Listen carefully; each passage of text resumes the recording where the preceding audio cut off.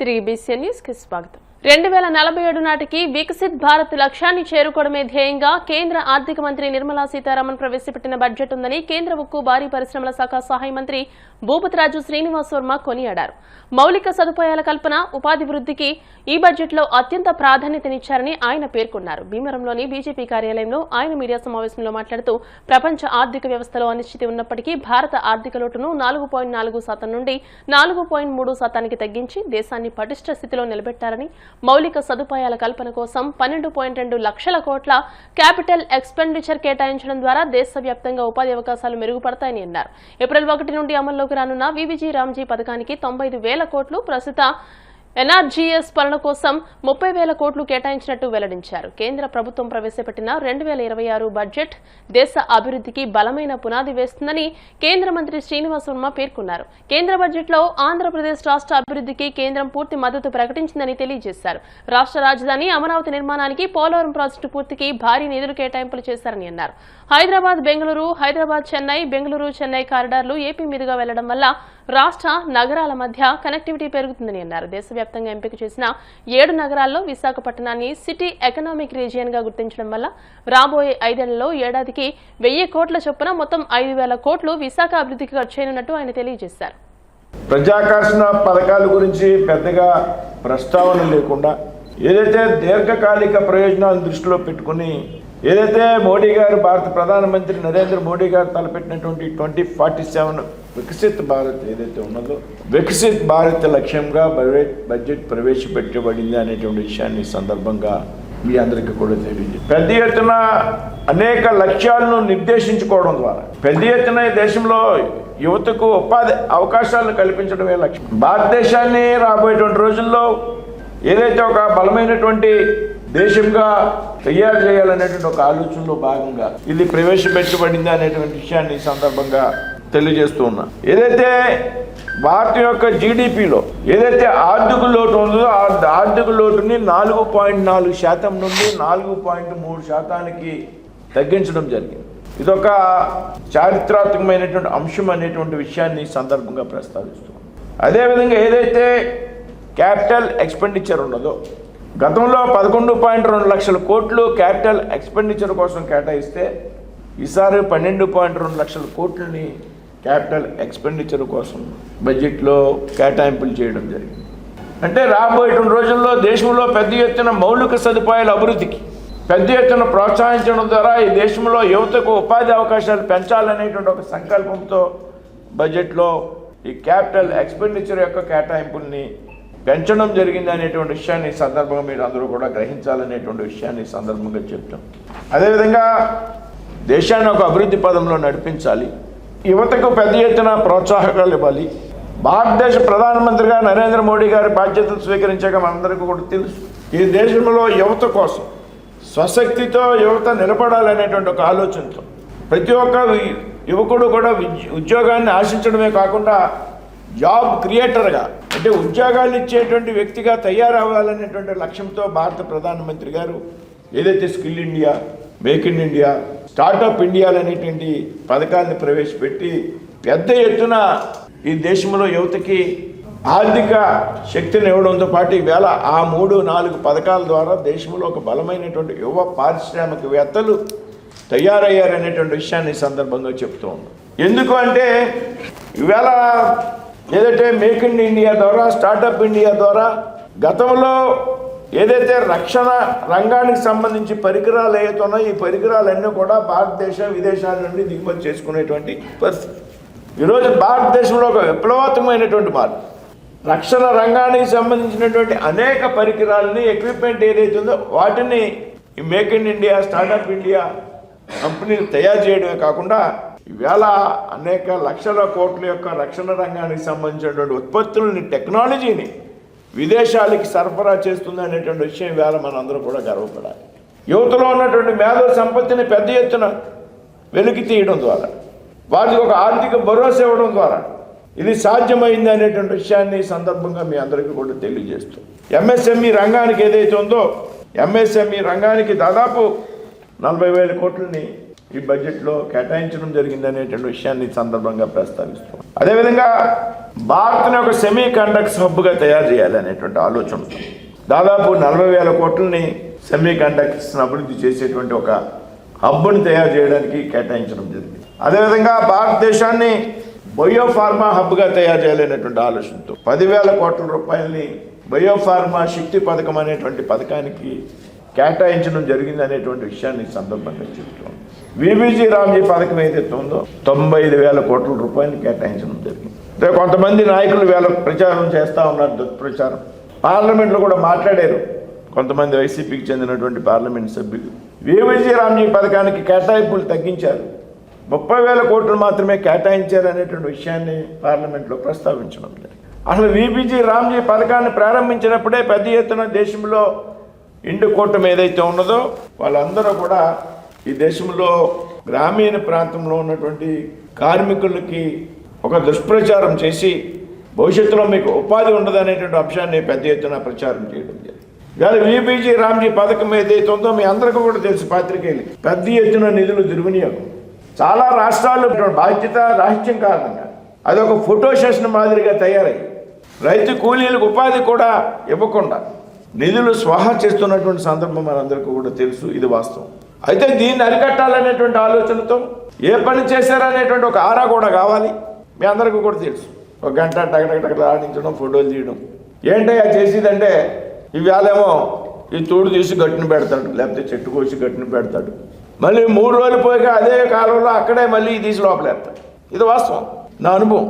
ఈ నిరోధించాలి. ఏదైతే ఇన్ని లక్షల వేల కోట్ల రూపాయలు మనం కేటాయిస్తున్నామో ఈ పనుల ద్వారా గ్రామీణ ప్రాంతంలో ఉన్నటువంటి రైతు కార్మికులకు ఉపాధి దొరకడంతో పాటు ఒక ఆస్తి అంటే ఒక సంపదను క్రియేట్ చేయాలి.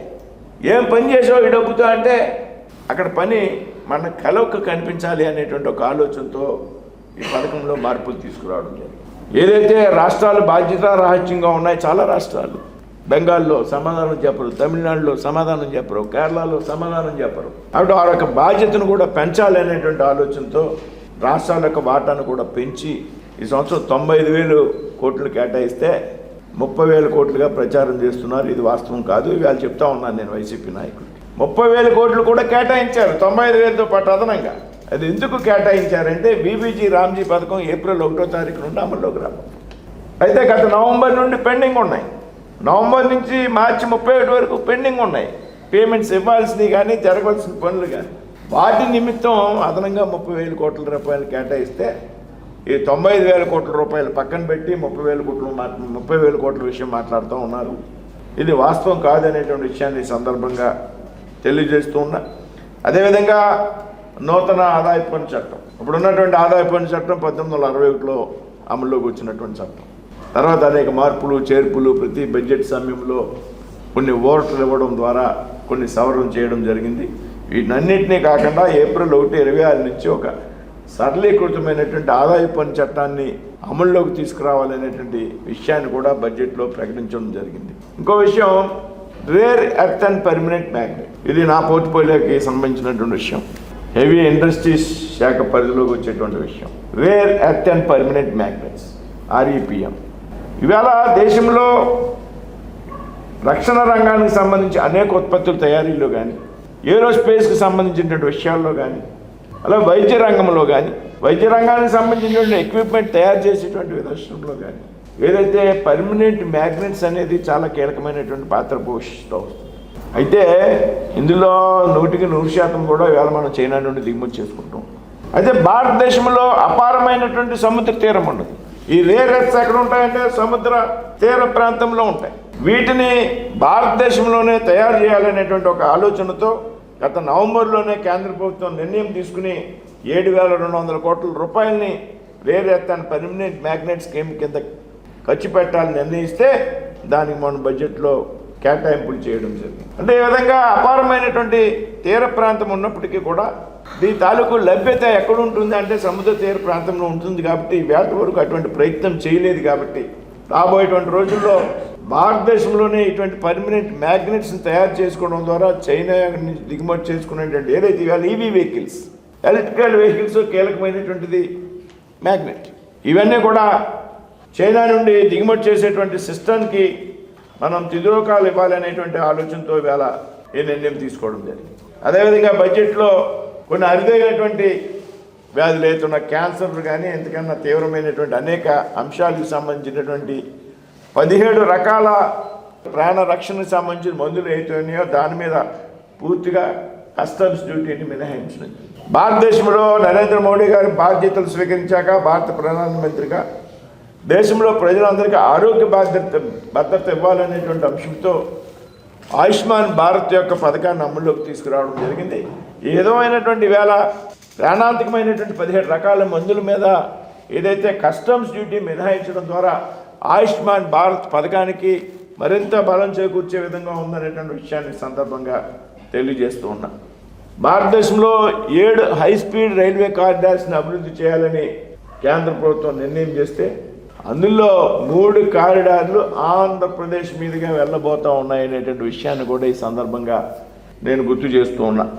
అదేవిధంగా సిటీ ఎకనమిక్ రీజియన్స్ సిఈఆర్ భారతదేశంలో 7 నగరాలని సిటీ ఎకనమిక్ రీజియన్స్గా ప్రకటించడం జరిగింది. అందులో ఆంధ్రప్రదేశ్కి సంబంధించి వైజాగ్ సిటీ ఏదైతే ఉందో నగరాన్ని ఎకనమిక్ రీజియన్గా ప్రకటించి ఈ ఎకనమిక్ రీజియన్ పథకం కింద ఏటా 1000 కోట్ల చొప్పున 5 సంవత్సరాలు 5,000 కోట్ల రూపాయలని విశాఖపట్నంలో మౌలిక సదుపాయాల అభివృద్ధి కోసం కేటాయించేటువంటి పథకానికి కూడా ఆంధ్రప్రదేశ్లో పెద్ద ఎత్తున ప్రాధాన్యత ఇవ్వడం. అదేవిధంగా ప్రతి జిల్లాలో ఒక గర్ల్స్ హాస్టల్ నిర్మించాలనేటువంటి ఆలోచన ఏదైతే మహిళా సాధికారతకి ఊతం ఇచ్చే విధంగా ఈ నిర్ణయం ఉంది. అదేవిధంగా ఇందాక మిత్రులు నాయకర్ గారు చెప్పారు, అమరావతి అభివృద్ధి కోసం నిధులు ఇచ్చారు, పోలవరం ప్రాజెక్టు కోసం నిధులు ఇచ్చారు. పోలవరం ప్రాజెక్టు కోసం నిధులు ఇస్తే సరిపోవు అంటే పోలవరం ప్రాజెక్టుకి నిధులు పూర్తిగా ప్రాజెక్టును పూర్తి చేసేటువంటి బాధ్యత కేంద్ర ప్రభుత్వం. పూర్తిగా నిధులు ఇచ్చి ప్రాజెక్టుని పూర్తి చేసేవాటికి కేంద్ర ప్రభుత్వం. అది 2027లో పోలవరం ప్రాజెక్టు పూర్తి కాబోతూ ఉన్నదనేటువంటి వాస్తవం. 100% కూడా నిధులు ఇచ్చి పూర్తి చేయవలసినటువంటి బాధ్యత కేంద్ర ప్రభుత్వాన్ని. తప్పనిసరిగా అది అమలవుతుందనేటువంటి విషయాన్ని ఈ సందర్భంగా ప్రస్తావిస్తుంది. భీమవరం చినామిరంలో వేంచేసి ఉన్న శ్రీ భద్రకాళి సమేత శ్రీ వీరభద్ర స్వామి దేవస్థానంలో మహాశివరాత్రి అఖండ భగవన్నామ సంకీర్తన ముగింపు సందర్భంగా ఆలయ అభివృద్ధి కమిటీ గ్రామ ప్రముఖుల ఆధ్వర్యంలో గురువారం అఖండ అనుసమరాధన నిర్వహించారు. ఈ సందర్భంగా దేవస్థానం చైర్మన్ గుడిమెట్ల వీరభద్రుడు, సెక్రటరీ గుడిమెట్ల కోటి వీరనాగయ్య, షామియానా ప్రెసిడెంట్ గుడిమెట్ల పెద వీరభద్రుడు మాట్లాడుతూ పూర్వీకుల నుండి ప్రతి సంవత్సరం మహాశివరాత్రి ఉత్సవాలు ఘనంగా నిర్వహించి దాతల సహకారంతో అనుసమరాధన నిర్వహిస్తున్నట్టు తెలియజేశారు. సహకరించిన దాతలకు కృతజ్ఞతలు తెలియజేశారు. కమిటీ సభ్యులు ఏర్పాట్లను పర్యవేక్షించారు. గ్రామ ప్రముఖులు, భక్తులు పెద్ద సంఖ్యలో విచ్చేసి అన్నప్రసాదాన్ని స్వీకరించారు.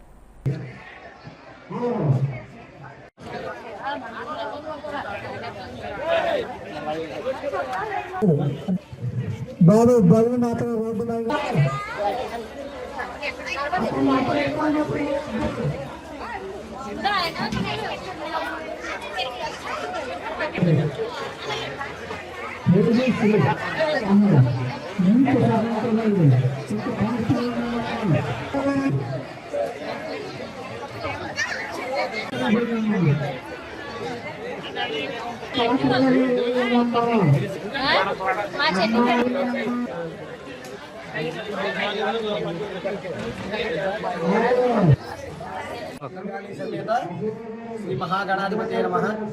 భద్రకాళి సమేత వీరభద్రస్వామి వారి దేవస్థానం నందు మా పెద్దలు పూర్వీకులు ఈ యొక్క మహాశివరాత్రి మహోత్సవంకు భద్రకాళి సమేత వీరభద్రస్వామి వారి దేవస్థానం మహాశివరాత్రికి జరుపుకున్న ఆన్మీయంగా ఉన్నది.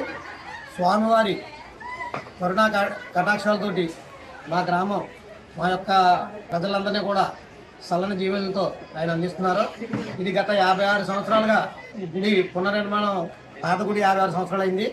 కొత్తగా మళ్ళీ నిర్మించడం జరిగింది. మేము మహాశివరాత్రి మొదలు 3 రోజులు ఏకాహం చేస్తారు, ఏకాహం. అది అయినంతరం స్వామివారి ఊరేగింపు.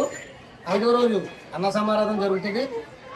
భక్తులందరూ వచ్చి స్వామివారి తీర్థప్రసాదాలు అతి నమ్మకంతో, అతి భక్తితో, అతి శ్రద్ధలతో వచ్చి స్వామివారి కరుణా కటాక్షకు పాత్రలయ్యి స్వామివారి తీర్థప్రసాదాలు తీసుకుని తరించి స్వామివారిని వేడుకుంటారని కోరుకుంటూ ఈ మహోత్సవం నిత్యం జరుగుతూ ఉంటుందని చెప్పి తెలియజేస్తాం. సమాజంలో ఎవరూ ఆకలితో ఉండకూడదని ఉండి Lions club president doctor Gadiraju Rangaraju అన్నారు. ఉండి మండలం ఎన్ఆర్పీ అగ్రహారంలో లయన్స్ క్లబ్ ఆధ్వర్యంలో హంగర్ ప్రోగ్రాంలో అన్నార్థులకు అన్నప్రసాదాన్ని పంపిణీ చేశారు. దాత గాదిరాజు సుబ్రహ్మణ్యం రాజు ఆయన తల్లిదండ్రుల కోరిక మేరకు ఆర్థిక సహాయం అందజేశారు. డీసీ మెంబర్ కన్నెగంటే రూత్ కళ మాట్లాడుతూ అన్ని దానాల్లోనూ అన్నదానం గొప్పదని అన్నారు. కార్యదర్శి పెన్మెత్స రంగప్రసాదరాజు బుద్ధరాజు సుబ్బరాజులు మాట్లాడుతూ సుబ్రహ్మణ్యం రాజు చేస్తున్న సేవా కార్యక్రమాలు అభినందనీయమని అన్నారు. ముదునూరి శివరామరాజు గాదిరాజు వెంకటేశ్వరరాజులు మాట్లాడారు. సత్యబ్రహ్మారెడ్డి పాలతీర్థపు నరసింగరావు దాత సుబ్రహ్మణ్యం రాజు తదితరులు ఈ కార్యక్రమంలో పాల్గొన్నారు. ఉండి లయన్స్ క్లబ్ ఆధ్వర్యంలో పేదలకు ఆహార పొట్లాల పంపిణీ కార్యక్రమం చేస్తున్నాం. దాత లైన్ గాదిరాజు సుబ్రహ్మణ్యం రాజు గారు, వారి తల్లిదండ్రులు గాదిరాజు రామకృష్ణరాజు గారు, అలాగే సావిత్రి కోరికల మేరకు ప్రతి నెల కూడా ఈ కార్యక్రమం నెలకు 2 దఫాలుగా ఈ కార్యక్రమం ఏర్పాటు చేస్తున్నాం. సమాజంలో అనేక మంది ఒక పూట కూడా భోజనం దొరకని అభాగ్యులు ఎంతోమంది ఉన్నారు. లైనిజం కూడా హంగర్ ప్రోగ్రామ్ అని ఏ ఒక్కరూ కూడా ఆకలితో ఉండకూడదని లైనిజం ఒక ప్రధాన ఉద్దేశం. అందువల్లే ప్రతి నెల కూడా ఈ కార్యక్రమం చేపడుతున్నాం అని అందరికీ తెలియజేస్తున్నాం. మా ఉండి లయన్స్ క్లబ్ ద్వారా ప్రతి నెల ప్రతి 2 మంగళవారాలు మరి ఇటువంటి అన్నార్థులకి అందరికీ కూడా ఈ ఆహార పొట్లాలు పంపిణీ చేసి అటువంటి ఇబ్బంది లేకుండా మేము చేస్తూ మా లయన్స్ క్లబ్ ద్వారా చేస్తూ ఉన్నాం. అదేవిధంగా ఒక సభ్య సమాజాన్ని మా లయన్స్ క్లబ్ సేవల ద్వారా చేయడానికి మేమంతా కృషి చేస్తున్నామని ఈ సందర్భంగా తెలియజేస్తున్నాను. ఈరోజు మా లయన్స్ క్లబ్ వారు నిర్వహించే అన్నదాన కార్యక్రమానికి పూర్తి సహాయ సహకారాలు అందించినటువంటి సుబ్రహ్మణ్యం రాజు గారికి ఆ భగవంతుడు ఆయుర ఆరోగ్యాలు అష్టైశ్వర్యాలు ఇస్తూ ఇట్లాంటి మంచి కార్యక్రమాలు ఎన్నో మా లయనిజం ద్వారా చేయాలని కోరుకుంటూ ఆయనకి ప్రత్యేకమైన కృతజ్ఞతలు తెలియజేస్తున్నాను. ఈరోజు ఉండి లయన్స్ క్లబ్ ఆధ్వర్యంలో అన్నదాన కార్యక్రమం జరుగుతుంది. దాత గాదిరాజు సుబ్రహ్మణ్యం రాజు గారు అండి. ఈయన ప్రతి నెల 2 మంగళవారాలు మాకు క్లబ్కి స్పాన్సర్ చేస్తున్నారు. వారి తల్లిదండ్రుల పేరున ఈ కార్యక్రమం చేస్తున్నారు. ఈయన మరిన్ని కార్యక్రమాలు చేయాలని మా క్లబ్ తరఫున మేము కోరుతున్నాం. ఈరోజు ఉండి లయన్స్ క్లబ్ ఆధ్వర్యంలో పేదలకి అన్నదాన కార్యక్రమం మా సోదరుడు గాదిరాజు సుబ్రహ్మణ్యం రాజు వాళ్ళ తల్లిదండ్రులు పెడతాం చాలా సంతోషం. ఇది ఒక రోజుతో కాదు, ప్రతి మంగళవారం నెలలో ప్రతి మంగళవారం పెడతాం చాలా అభినందనీయం. అలాగే మా క్లబ్ తరఫున ఇంకా ఎవరన్నా పేదలకి ఇటువంటి కార్యక్రమాలు ఏమైనా చేయ మా క్లబ్ అధ్యక్షులను కలవాల్సిందిగా కోరుతున్నాం. అన్నదాత సుఖీభవ. ఈరోజు మా లయన్స్ క్లబ్ సభ్యులు గాదిరాజు సుబ్రహ్మణ్యం రాజు గారు వాళ్ళ తల్లిదండ్రుల పేరు మీద ప్రతి నెలకి 2 సార్లు అన్నదానం చేయటం చాలా సంతోషం. ఈ కార్యక్రమానికి ఇచ్చేసిన మా లయన్స్ క్లబ్ కుటుంబ సభ్యులు అందరికీ కూడా పేరు పేరున మా లయన్స్ క్లబ్ అధ్యక్షుల తరఫున మా తరఫున మా ఉదయపేరు నమస్కారములు. మా సోదరి రుత్కల గారికి ఇలాగే లయన్స్ క్లబ్ ఎన్నో సేవా కార్యక్రమాలు చేస్తామని మేము దేనికైనా ముందుంటామని మీకు అందరికీ తెలియపరుస్తున్నాం. ఇలాంటి సేవా కార్యక్రమాలు ఎవరైనా దాతలు ముందుకు వచ్చినట్లయితే మా అధ్యక్షుల వారికి తెలియపరిస్తే ఆయన ప్రోగ్రామ్స్ ఫిక్స్ చేస్తారు. ఈ యొక్క అవకాశం ఇచ్చిన మీ అందరికీ కూడా నా ఉదయపేరు నమస్కారం. ప్రపంచంలో ఎన్నో భాషలున్నాయని మన తెలుగు భాషను ప్రాచీన భాషగా గుర్తించారని తెలుగు భాష ఔన్నత్యంపై బాల బాలికల్లో తెలియజెప్పేలా చేస్తున్న ఈ కార్యక్రమాలు స్ఫూర్తిదాయకమని CV Raman school principal Pendiyala Saritha అన్నారు. శ్రీ విజ్ఞాన వేదిక ఆధ్వర్యంలో గురువారం ప్రపంచ మాతృభాషా దినోత్సవ వేడుకలను ప్రారంభించారు. 5 పాఠశాలల్లో విద్యార్థులకు పోటీలు నిర్వహించారు. మన మాతృభాష తెలుగు భాష అనంతమైనదని, తెలుగు భాషలో గ్రంథాలు యుగాంతం వరకు నిలుస్తాయని అన్నారు. తెలుగు భాషను ప్రాచీన భాషగా గుర్తించాలని అన్నారు. తెలుగు భాషాభివృద్ధి సంఘం సభ్యులు అరసవల్లి సుబ్రహ్మణ్యం, కన్వీనర్ చెరుకువ రంగశైలు మాట్లాడుతూ మన తెలుగు భాషను పరిరక్షించాల్సిన అవసరం ఉందని, తెలుగు భాష ప్రాచీన భాష అని వివరించారు. 3 రోజుల పాటు వేడుకలను నిర్వహిస్తున్నామని, వివిధ పాఠశాలల్లో విద్యార్థులకు పోటీలు నిర్వహించి 21వ తేదీన ముగింపు వేడుకల్లో బహుమతులు అందజేస్తామని తెలియజేశారు. అనంతరం సివి రామన్, భాష్యం, సంస్కార్, ఏఆర్కేఆర్, పిఎస్ఎం బాలికోన్నత మున్సిపల్ హైస్కూల్లోని 134 మంది విద్యార్థులకు తెలుగు భాషపై పోటీలు నిర్వహించారు. ఈ కార్యక్రమంలో ఉపాధ్యాయురాలు హర్మిల, అడప సత్యవతి విద్యార్థులు పాల్గొన్నారు. మమ్మీ డాడీ వద్దు, అమ్మా నాన్న ముద్దు అంటూ ప్రపంచ తెలుగు భాష దినోత్సవాన్ని పురస్కరించుకుని ప్రతి ఒక్క హై స్కూల్ నుంచి కళాశాల స్థాయి వరకు విద్యార్థుల్లో వక్తృత్వం, వ్యాసరచన పోటీలు నిర్వహించి ప్రతి ఒక్కరిలోనూ కూడా తెలుగు భాష, ఆ భాషకు కృషి చేసినటువంటి మన కవులు గురజాడ అప్పారావు గారు, కందుకూరి వీరేశలింగం పంతులు, అలాగే చిలకమర్తి లక్ష్మీనరసింహ పంతులు, ఇలా ఎంతోమంది విద్యార్థులు ఈ యొక్క తెలుగు భాష కోసం వారు అహర్నిశలు కృషి చేశారు. అలాగే గిడుగు రామమూర్తి పంతులు గారు ఈ భాషకి మరి గ్రాంధిక నుంచి వాడుక భాషలో తీసుకొచ్చినటువంటి మహానుభావుడు. వీళ్ళందరినీ కూడా ఒక్కసారి ఈ యొక్క మాతృభాషా దినోత్సవ సందర్భంగా పిల్లలందరిలో కూడా గుర్తు చేస్తూ మరి రేపు 21వ తారీఖున బహుమతి ప్రధానోత్సవంలో వీరందరూ పాల్గొనాలని, మరి ఎంతోమంది విద్యార్థులు తెలుగు భాష మనం అనుకుంటున్నాం వేమన శతకం, సుమతి శతకం, కృష్ణ శతకం అన్ని శతకాల్లో కూడా పద్యాలు చాలా బాగా చెప్పి పాడుతున్నారు. వారందరికీ కూడా ముందుగా వాళ్ళ తరఫీదు ఇచ్చిన ఉపాధ్యాయులకి ధన్యవాదాలు తెలియజేసుకుంటూ రేపు 21వ తారీఖున జరిగేటువంటి ఈ యొక్క బహుమతి ప్రధానోత్సవాన్ని విజయవంతం చేయాలని కోరుకుంటున్నాను. తెలుగు భాషాభివృద్ధి సంఘం, శ్రీ విజ్ఞాన వేదిక, అరసవల్లి చారిటబుల్ ట్రస్ట్ ఆధ్వర్యంలో మరి ఈ రోజు నుంచి తెలుగు భాష ప్రపంచ భాషా దినోత్సవాల్లో భాగంగా మాతృభాష తెలుగు భాష మీద మరి విద్యార్థులకు పోటీలు నిర్వహించాం. మరి ఈరోజు సివి రామన్ మరియు పిఎస్ఎం, సంస్కార భారతి, బార్డోలి, యాక్యార్, భాష్యం పాఠశాలల్లో ఈరోజు తెలుగు భాష పద్యాలు, తెలుగు భాష ఔన్నత్యం అనే విషయాల మీద పోటీలు నిర్వహించాం. వ్యాసరచన, పద్య పోటీలు. అది కాకుండా కళాశాలల వారికి రేపు ఏర్పాటు చేయడానికి అనేక కళాశాలలు ముందుకు వచ్చాయి. ఏది ఏమైనప్పటికీ తెలుగు భాషను ప్రాచీన భాషగా గుర్తించడానికి కూటమి ప్రభుత్వం సంపూర్ణంగా చేయాలని మేము కోరుకుంటున్నాం. మరి ఈ ఉద్యమంలో అందరూ కూడా పాల్గొవాలని కోరుకుంటున్నాం. ఈ పోటీల్లో పాల్గొన్న అందరికీ కూడా 21వ తారీఖున సివి రామన్ స్కూల్లో మన అరసవల్లి ట్రస్ట్ వారి సారథ్యంలో ఈ కార్యక్రమం నిర్వహిస్తామని, బహుమతులు సర్టిఫికేట్లు అందజేస్తామని ఈరోజు పాల్గొన్న విద్యార్థులందరికీ కూడా తెలుగు భాష అభినందనలు తెలియజేస్తాం. ఇంటర్మీడియట్ పరీక్షల సందర్భంగా భీమవరం గునుపూడిలోని విద్యాగణపతి స్వామివారికి 500 పెన్నులతో ప్రత్యేక అలంకరణ చేశారు. గురువారం శ్రీ ఉమా సోమేశ్వర గునుపూడి బ్రాహ్మణ సమాఖ్య ఆధ్వర్యంలో అర్చకులు మంగళంపల్లి భాబీ శర్మ స్వామివారికి ప్రత్యేక పూజలు నిర్వహించారు. పాసల సత్యనారాయణమూర్తి, బండా శ్రీరామ్, వద్దిపర్తి పరీక్షిత్, బొమ్మిడి సునీల్ సహకారంతో స్వామివారికి 500 పెన్నులతో అలంకరణ చేస్తామని, 2 రోజుల పాటు ఇంటర్ విద్యార్థులకు పెన్నులు అందజేస్తామని సమాఖ్య అధ్యక్ష కార్యదర్శులు బ్రహ్మజ్యోతుల సుబ్రహ్మణ్యం, వాడపల్లి రాము తెలియజేశారు. అధిక సంఖ్యలో భక్తులు స్వామివారిని దర్శించుకున్నారు. ఈ కార్యక్రమంలో సమాఖ్య సభ్యులు, భక్తులు పాల్గొన్నారు.